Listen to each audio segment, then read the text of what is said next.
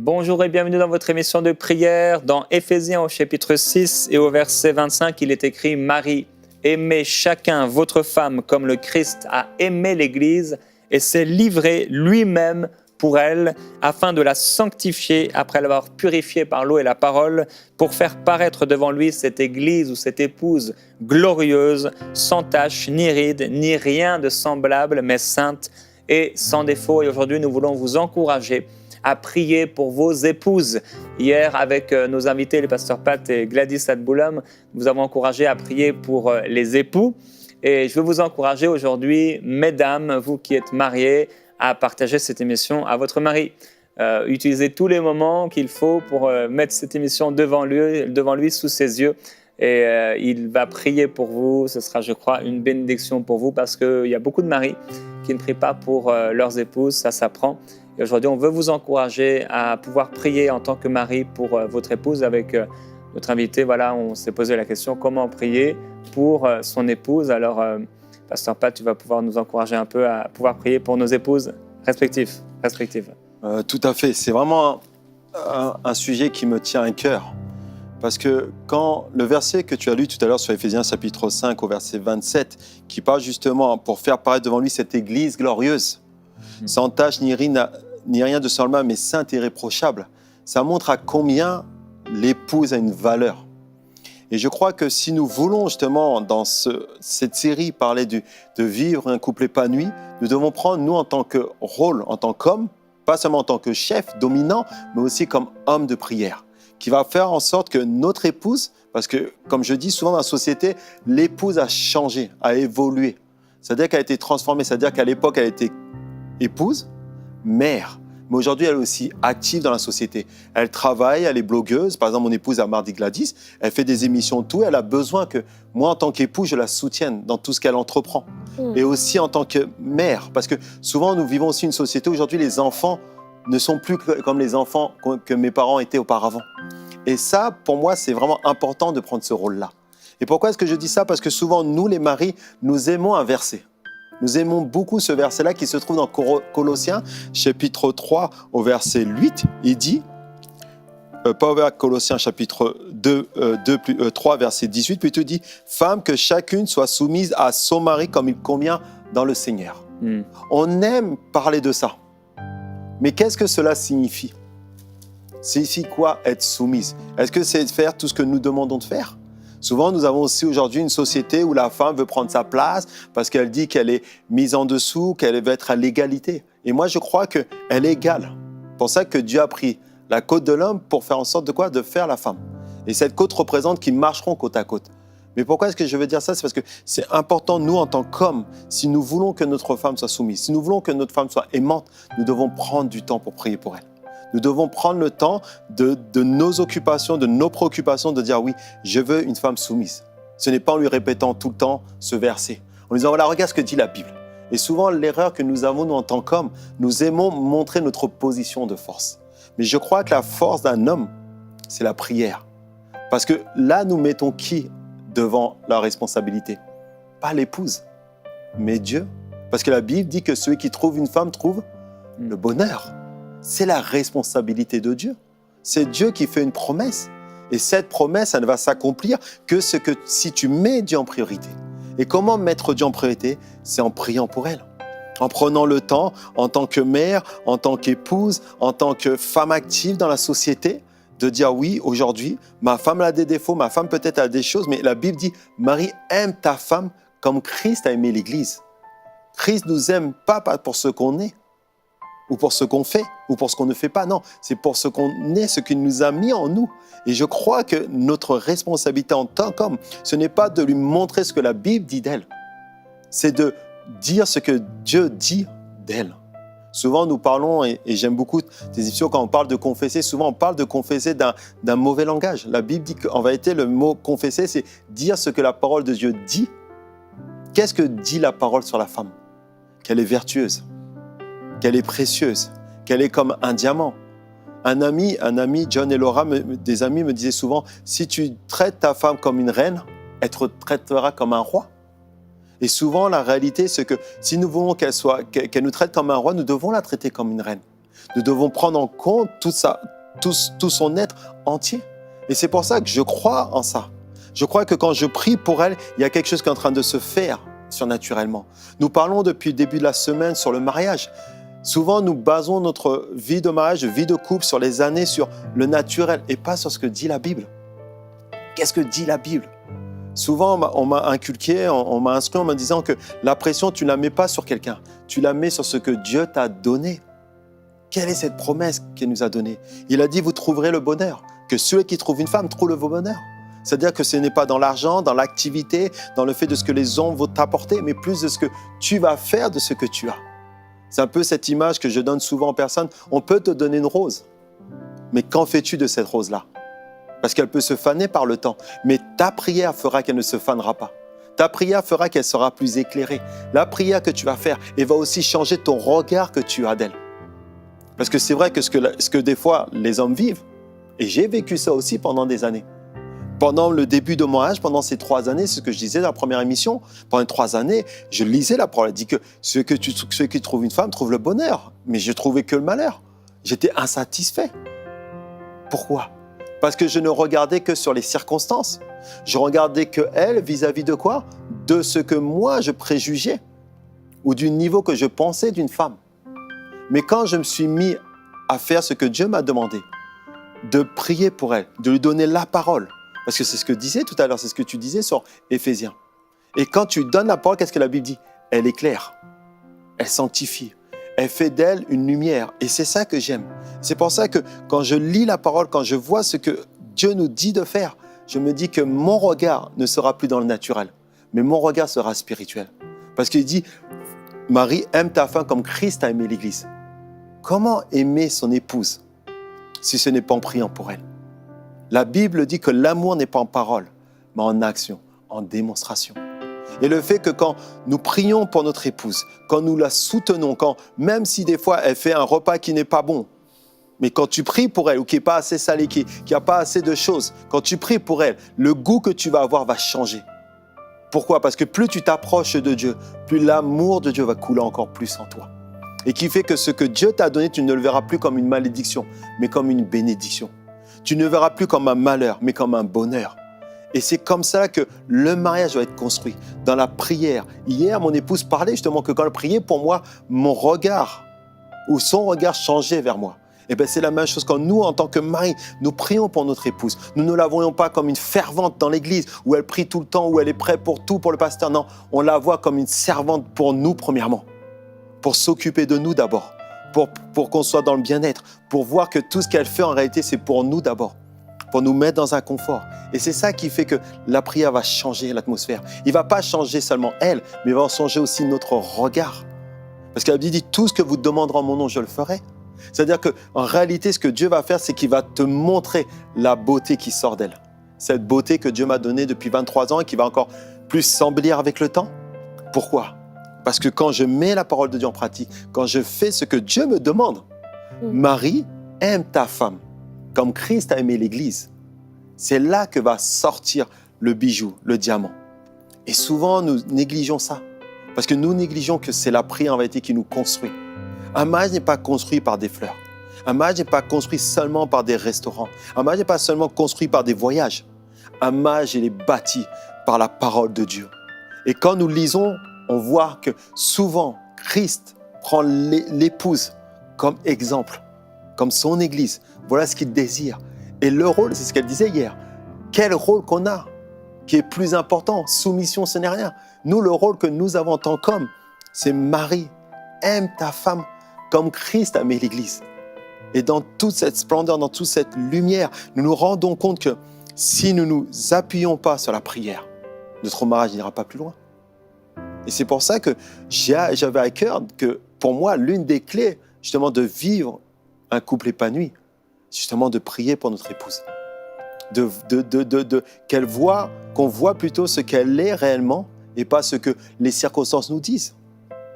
Et c'est pour ça que j'avais à cœur ce thème-là. Et je vais encore juste finaliser par ce verset, parce qu'il y a un verset que j'aime beaucoup dans Proverbes, qui parle justement dans Proverbes chapitre 31, verset 10, qui peut trouver une femme vertueuse ? Elle a bien plus de valeur que les perles. Le cœur de son mari a confiance en elle. Et les produits ne lui feront pas défaut. Elle lui fait du bien et non du mal tous les jours de sa vie. Je sais que certains qui regardent cette émission se disent « Mais pasteur, toi, tu as trouvé la meilleure femme. » Et moi, j'aimerais te dire que c'est faux. Parce qu'en réalité, chacun de nous trouverons la meilleure personne. Et le fait de trouver la personne qu'il faut, c'est elle qui te rendra meilleur. Et vice-versa. Ce n'est pas le fait de dire, voir cette émission ou dire, oui, oh, l'épouse du prophète Jérémie, Annabelle, elle est exceptionnelle, elle fait ses émissions. Non, la réalité, c'est le temps que nous, en tant qu'hommes, nous prenons la décision d'être l'homme que Dieu veut qu'on soit. C'est-à-dire de prendre le temps de prier, de donner la parole, afin justement de la sanctifier. C'est ce que dit la parole de Dieu. Sanctifiez-la par la parole. Et ça fait toute la différence dans notre vie. Et je crois réellement en ça. Si nous, les hommes, nous prenons notre rôle de prier pour notre épouse, premièrement en tant qu'épouse, elle fera de nous des rois. Si maintenant nous prions pour elle en tant que mère, parce que aussi une mère, on ne se rend pas compte du rôle aussi qu'elle a. Nous, les hommes, des fois, elle nous délaisse de certaines tâches, mais elle a aussi ce rôle de mère. Elle porte nos enfants, elle les inculte, elle les éduque pendant des années. Elle n'oublie pas aussi la valeur que ça. Si on prie pour ça, on verra nos enfants, et c'est ce qu'on parlera demain sur cette émission-là, mais c'est vraiment important. Et après aussi comme femme dans la société, parce que je crois qu'aujourd'hui, Dieu veut élever des femmes. Et comme je dis souvent dans mon église, vous êtes des femmes de valeur, des femmes qui sont valorisées. Aujourd'hui, si nous faisons un constat, et j'ai fait ce constat-là il n'y a pas longtemps dans la société française, dans la région où je suis, il y a plus de 80% de femmes monoparentales. De femmes qui ont décidé de ne pas délaisser les enfants, mais de s'occuper d'eux. Mais quelle force! Combien d'hommes vont laisser leurs enfants, mais elles ont un caractère que nous devons acquérir. De dire non, ce n'est pas seulement les enfants de la femme, c'est aussi les enfants du Père. Mais le fait de voir cette qualité-là, qu'elles n'abandonneront pas leur enfant, alors à combien plus forte raison elles n'abandonneront pas leur mari? Et j'aime cette prière, j'aime voir cette femme vertueuse. Est-ce que tous les jours de ma vie, pendant 23 ans, j'ai vu ça? Non. Mais j'ai décidé que la parole de Dieu serait ma ligne de mon mariage. C'est lui qui me dit comment me comporter. C'est pour ça que je veux qu'on prie pour les femmes, pour les épouses. Amen. Dans Ésaïe au chapitre 37, il y a une image que je voudrais utiliser. Il est écrit que Ézéchias avait reçu une lettre qui parlait de destruction, ses ennemis, etc. Et il est écrit, Ézéchias prit la lettre de la main des messagers, la lut et monta à la maison de l'Éternel. Ézéchias la déploya devant l'Éternel. Et je voudrais vous encourager, vous les époux, à pouvoir déployer tous les domaines qui concernent votre épouse devant l'Éternel. Amen, amen. À prier pour tous les domaines, tu en as cité quelques-uns. Il y en a encore d'autres. Tous ces domaines, il y a tout un tas de domaines, tout un tas de circonstances, de choses que la femme vit. Et on peut, dans la prière, entre guillemets, déployer l'épouse devant l'Éternel. Ça veut dire la placer devant Dieu et prier pour tous les domaines. Ça peut être, voilà, le domaine, on a parlé du domaine professionnel, il y a aussi le domaine spirituel, il y a le domaine des projets, des appels que Dieu lui donne. Amen. Il y a au niveau de l'estime de soi, au niveau du caractère, il y a toutes sortes au niveau de la perception des choses, la sensibilité, le fait d'être maman, on en a parlé. Il y a bien des sujets pour lesquels on peut prier pour nos épouses. Et aujourd'hui, on va prendre le temps de prier pour nos épouses. C'est tout à fait vrai ce que tu dis. C'est vraiment ce temps-là où on doit considérer que Dieu nous a donné un talent, des perles. Mais qu'est-ce qu'on va faire de ces perles-là? Comment est-ce qu'on va pouvoir les faire rentrer dans cette société? On voit aujourd'hui dans certains pays où la femme est mise de côté, ou certains pays où moi j'ai grandi dans une culture asiatique où l'homme était tout. Moi, je suis d'une fratrie de l'aîné. Je n'ai jamais touché un balai jusqu'au jour de mon mariage. Je ne savais même pas ce que c'était faire le ménage. Pourquoi? Parce que pour la culture asiatique, l'homme, c'est lui qui est tout. Et des fois, je voyais ma mère tout faire. Et je me disais, mais est-ce que c'est ça que je veux pour mon épouse? Et c'est là que je me dis, non, on doit avoir, nous, en tant qu'homme, en tant que mari, en tant que père, et aussi en tant qu'homme dans la société, remettre à la place que Dieu a donnée à la femme. C'est-à-dire pas en dessous de l'homme, pas au-dessus de l'homme, non, à l'égalité. Et c'est ce que je disais hier encore. C'est si Dieu a choisi la côte, ce n'est pas par hasard pour faire la femme. Il l'a choisi pour qu'on soit côte à côte ensemble, pour qu'on combatte les mêmes combats ensemble, pour qu'on s'épaule ensemble, pour qu'on se fortifie ensemble, qu'on s'encourage ensemble. Et je crois en ça. Je crois que la prière change l'atmosphère. Je crois que la prière change les pays. Je crois que la prière change aussi notre vision, nous, en tant qu'hommes, de ce que la femme a comme place dans la société, dans l'Église et dans la maison. Amen. Et Gladys, j'en profite que tu sois là, mais comment, en tant qu'épouse, tu aimerais que Pat prie pour toi? Est-ce qu'il y a des choses ou des... Ouais, bien sûr, en fait, même des fois, en fait, on a des temps, nous, en famille, en fait, on va prier ensemble. Et souvent, j'entends mon mari prier pour moi. Je me dis waouh. Et je peux entendre au travers de ses prières la façon dont il peut percevoir les choses et recevoir les choses de la part de Dieu pour moi. Et vraiment, ça m'encourage, en fait. Et je sais qu'il y a certaines situations que j'ai pu dépasser et vivre et aller au-delà, justement, juste par rapport à sa prière à lui, parce que réellement, il m'a amenée devant le Seigneur et j'ai été fortifiée au travers de ses prières. Donc, avoir le soutien et la prière de son mari, ça veut vraiment dire énormément de choses. Ça veut dire... oui, on n'est pas juste tout seul dans la barque, non, on a réellement un compagnon avec nous dans cette barque, un compagnon qui prie pour nous, qui intercède pour nous, qui est toujours là pour vraiment nous demander la force et le soutien de Dieu pour nous. Donc c'est vraiment une chose réellement importante et d'avoir un mari qui prie, c'est juste exceptionnel en fait, juste exceptionnel et juste... merveilleux en fait. Gloire à Dieu. Et le Seigneur est en train de me toucher dans mon esprit. Et plusieurs maris, le Seigneur vous appelle à, lorsque vous allez voir votre épouse dans les prochaines minutes, les prochaines heures, à vous arrêter et juste prier pour elle. Et c'est vrai qu'on peut prier dans le lieu secret, mais on peut prier, comme tu l'as dit, avec lui ou avec elle.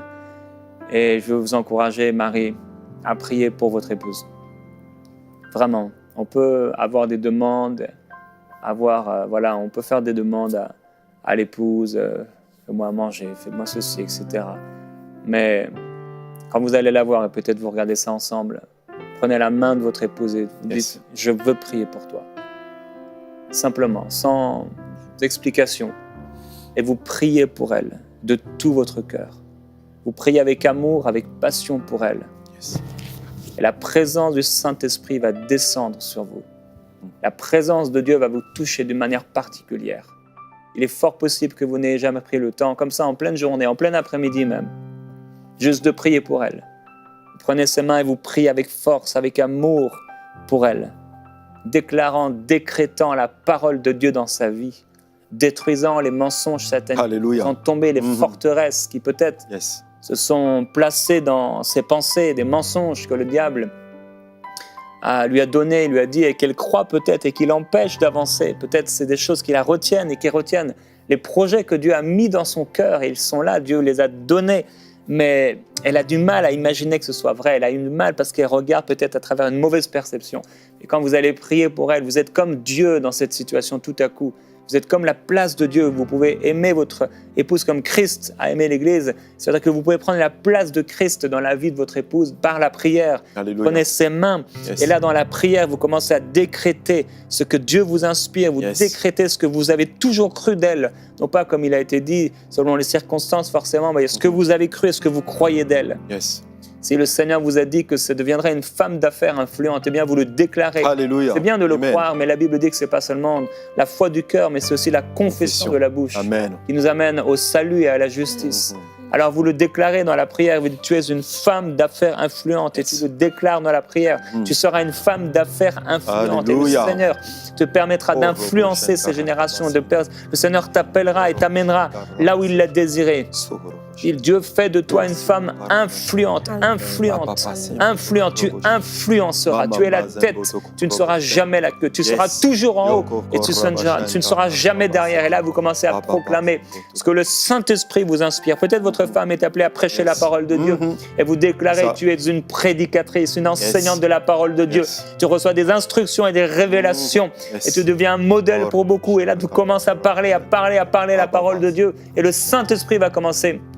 Alors que tu commences peut-être dans le naturel, il va prendre le relais et tu vas avoir des choses que... Et je crois que Dieu parle au mari, il montre aussi des images.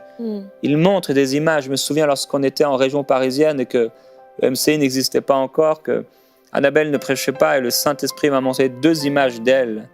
Et ça a changé ma pensée tout à coup. Je prie, Père, pour les maris maintenant. Avant de prier pour les épouses, même je prie pour les maris, pour des révélations par rapport à l'identité et l'appel de leur épouse. La parole déclare que tu nous as établis pour que l'épouse, l'Église, soit purifiée. Alléluia. Que cette épouse soit élevée, qu'elle paraisse devant toi sainte, sans tache, ni rien de semblable. Oui. Et Père, je prie que l'époux puisse voir son épouse telle que tu la vois. Amen. Qu'il puisse discerner l'appel, qu'il puisse discerner, Seigneur, les dons et les talents que tu as mis dans l'épouse, que tu as mis à ses côtés. Père, je prie que les maris soient intelligents, qu'ils soient intelligents pour prier pour leur épouse. Amen. Je te glorifie, Jésus-Christ. Illumine les yeux de leur cœur pour qu'ils puissent voir les talents et les dons au-delà des circonstances, au-delà de ce qu'ils peuvent voir avec leurs yeux, ce que tu mets dans leur cœur, dans leur esprit. Alléluia. Alléluia. Merci. Merci, Saint-Esprit. Alléluia. Alléluia. Père éternel, Dieu Tout-Puissant, nous sommes là, Seigneur, pour prier pour nos épouses. Mais avant tout, Seigneur, nous voulons te demander pardon si nous avons dit des mots, Seigneur, parce que tu as dit que la vie et la mort sont au pouvoir de la langue. Peut-être, et sûrement, et certainement, par des colères, par des choses, nous avons dit des mots, Seigneur, qui ont détruit son estime de soi, qui l'ont mis plus bas, Seigneur. Et nous voulons vraiment te demander pardon, Seigneur. Parce que nous savons que les mots blessent plus, Seigneur, mon Dieu, mon roi, que les coups. Alors nous te demandons pardon, Seigneur, mon Dieu, mon roi, Père. Et nous prions maintenant pour une restauration, Père. Et nous prions, Père, que tu restaures, Seigneur, les couples maintenant au nom de Jésus. Nous prions, Père, que l'homme, que le mari, Seigneur, dise, Seigneur, ce que dit ta parole, Seigneur, mon Dieu, mon roi, Père. Que tu puisses étendre ta main maintenant, Seigneur, mon Dieu, mon roi, Père. Que tu puisses agir maintenant dans les couples, dans les mariages, Seigneur, maintenant au nom de Jésus, Seigneur. Que peut-être, en tant qu'homme, on s'est mal comporté, mais dites avec moi ceci, je décide de faire ta volonté, Seigneur. Je décide de prendre soin de l'épouse que tu m'as donnée, car tu as dit que celui qui trouve une femme trouve le bonheur. Amen. Alléluia. Mais maintenant, je veux que tu prophétises sur sa vie. Parce que la Bible dit que la vie et la mort sont au pouvoir de la langue. Amen. Tu peux dire soit des bénédictions ou des malédictions. Mais comme nous avons confessé juste auparavant, nous avons demandé pardon pour la malédiction, nous voulons bénir maintenant. Amen. Alors je veux que tu dises maintenant ce que ta femme est et ce qu'elle va devenir. Alors fais avec moi cette prière. Merci Seigneur pour mon épouse. Parce qu'elle va faire, Seigneur, la différence dans où elle est, Seigneur. Dans la sphère d'influence où tu l'as mis, Seigneur, mon Dieu, mon roi. Merci pour elle, en tant qu'épouse. Parce que c'est la meilleure épouse que j'ai, Seigneur, mon Dieu, mon roi. Elle est bien au-delà de toutes les femmes de ce monde, Seigneur. Merci pour cette femme précieuse que tu m'as donnée. Merci aussi, Seigneur, pour la mère de mes enfants. Merci pour cette mère exceptionnelle qui prend soin des enfants que tu nous as confiés. Merci, Seigneur, mon Dieu, mon roi, parce qu'elle prend soin de nos fils, de nos enfants, et aussi en tant que grand-mère. Merci, Seigneur, Alléluia. pour ce qu'elle est, Seigneur, mon Dieu, mon roi. Alléluia. Pour les petits-enfants qu'elle enseigne dans la parole, Seigneur, mon Dieu, mon roi, Père. Merci pour cette épouse et mère, Seigneur, mon Dieu, mon roi, Père. Et je prie aussi, Seigneur, en tant que femme active dans cette société, Père. Je te bénis, Seigneur, parce qu'elle est une femme de valeur. Elle est une femme qui va impacter d'autres femmes, Seigneur, mon Dieu, mon roi, Père. Merci, Père, parce que tu l'as appelée, Seigneur, à te servir, Seigneur, mon Dieu, mon roi, Père. Quel que soit le rôle qu'elle a, Seigneur, mon Dieu, mon roi, J'ai la certitude, Seigneur mon Dieu, mon roi Père, qu'elle va faire des miracles dans la vie des autres, Seigneur mon Dieu, mon roi. Qu'elle est une femme vertueuse, qu'elle est une femme de prière, qu'elle est une femme, Seigneur, qui donne, Seigneur mon Dieu, mon roi, de son temps et de son argent, Seigneur mon Dieu, mon roi Père. Merci parce qu'elle est consacrée à toi. Merci parce qu'elle est une érudite de ta parole, Seigneur mon Dieu, mon roi Père. Merci parce qu'elle est soumise. Merci parce qu'elle est aimante. Merci, Seigneur mon Dieu, mon roi, parce qu'elle est une bénédiction, Seigneur mon Dieu, mon roi Père. Oh, je te bénis, je te loue, Seigneur. Parce que tu m'as donné la meilleure épouse. La meilleure épouse. Parce qu'elle me rend meilleur, Seigneur. Oh, je te bénis pour ce cadeau merveilleux. Merci, Seigneur, pour ma femme. Merci pour mon épouse. Et je décide aujourd'hui de ne pas regarder, Seigneur, la paille qui est dans l'œil d'elle, Seigneur, mon Dieu, mon roi Père. Mais je décide de la regarder comme ta parole l'a décrit, Seigneur, mon Dieu, mon roi Père. Merci parce que je la regarde au travers du miroir de la parole de Dieu, Père. Je te bénis, Seigneur, parce que c'est une femme exceptionnelle, une femme de valeur, une femme d'influence, Seigneur. Merci, Seigneur. Que ton nom soit béni et élevé. Amen. Le Seigneur est bon, le Seigneur est glorieux. Il est vrai également encourager des maris qui n'ont pas eu peut-être des modèles ou qui sont dans un certain pays avec une certaine culture, en vous rappelant que votre épouse n'est pas une esclave. Votre épouse n'est pas seulement la mère de vos enfants, mais votre épouse est comme cette princesse, une princesse que Dieu vous donne, comme Sarah et Sarai. Cette histoire, Abraham qui a mis tellement d'années, 25 ans, à comprendre quel était l'appel, vraiment à la place de son épouse. Et je prie que vous ne mettiez pas 25 ans Alléluia. à connaître l'appel et la place que l'épouse, que Dieu a donnée à votre épouse, à vos côtés. Elle n'est pas seulement là pour satisfaire vos besoins, mais elle est là pour beaucoup plus. Alors je vous encourage à lui dire que vous l'aimez. Je vous encourage à le dire avec des mots, mais aussi avec des gestes d'affection, d'amour, à prendre du temps pour elle. Dieu vous a demandé, Marie, d'aimer votre épouse comme Christ a aimé l'Église. Yes. Ça veut dire qu'il y a des choses que vous allez faire, des choses que vous allez dire. Arrêtez d'être dur, arrêtez d'être violent dans vos paroles, arrêtez d'être emporté, n'irritez pas. La Bible dit de ne pas irriter nos enfants, mais la Bible dit aussi de ne pas irriter nos épouses, de ne pas être dur avec nos épouses. Et je veux vous encourager à être vraiment plein de douceur envers votre épouse, à l'aimer de tout votre cœur et à pouvoir prendre du temps à l'écouter, du temps pour elle. Nous serons jugés à cause de l'autorité que Dieu nous a donnée Alléluia. en tant qu'époux. Et il y a une autorité que Dieu nous a donnée, cette autorité d'époux. On sera jugé parce que cette autorité vient de Dieu. Et Dieu prend une attention et porte une attention particulière à la façon dont on est avec notre épouse. Alors on aura, frères et sœurs, mais frères principalement, on aura des comptes à rendre de la façon dont on a été envers notre épouse. Alors je veux vous encourager à marcher dans l'amour, à prier pour votre épouse et à le faire de tout votre cœur. Gloire à Jésus-Christ. On vous dit, frères, mais aussi sœurs, à demain dans Prière inspirée. On vous bénit.